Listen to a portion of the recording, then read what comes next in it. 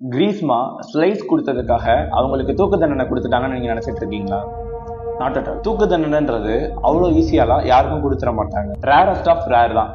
அதே மாதிரி இந்த கேஸும் ரேரஸ்ட் ஆஃப் ரேர் தான். புரியல. ஒரு தூக்கு தண்டனை கொடுக்கறதுக்கு முன்னாடி கோர்ட் ஒரு சில ஃபேக்டர்ஸ்லாம் கன்சிடர் பண்ணுவாங்க. அதெல்லாம் என்னன்னா, first thing premeditation and planning. Greeshma எதுக்காக ஷாரனை கொலை பண்ணாங்கன்னா, அவங்களுக்கு வேற ஒருத்தவங்க கூட மேரேஜ் ஃபிக்ஸ் பண்ணிட்டாங்க. நம்ம பார்த்த மாதிரி ஷாரன் ஒன்னும் ஸ்லைஸ் குடிச்சு சாகல. ஸ்லைஸ்ல இருந்தது வெறும் பாராசிட்டமாலும் டோலோ டேப்லெட்ஸ் தான். சொல்ல போனா அது வெறும் அட்டெம்ப்ட் தான். ஆக்சுவலா ஷாரன் இறந்து போனதுக்கு காரணம் கிரீஸ்மா ஷாரனுக்கு கொடுத்த கசாயம். அந்த கசாயம் பாராக்வாட் அப்படின்ற ஒரு பாய்சனை மிக்ஸ் பண்ணி கொடுத்திருக்காங்க. சொல்ல போனா இது ஒரு preplanned murder. Second thing, extreme cruelty and prolonged suffering. அந்த கசாயம குடிச்ச ஷாரன் உடனே இறந்து போகல. 11 நாளா சஃபர் பண்ணி ஒரு ஆர்கனா அழுகி இறந்து போயிருக்கு. இன்ஃபேக்ட் இப்படிதான் இறந்து போவாங்கன்றத தெரிஞ்சேதான் கிரீஸ்மா இந்த இதை பண்ணியிருக்காங்க. Third, concealment of crime and lack of remorse.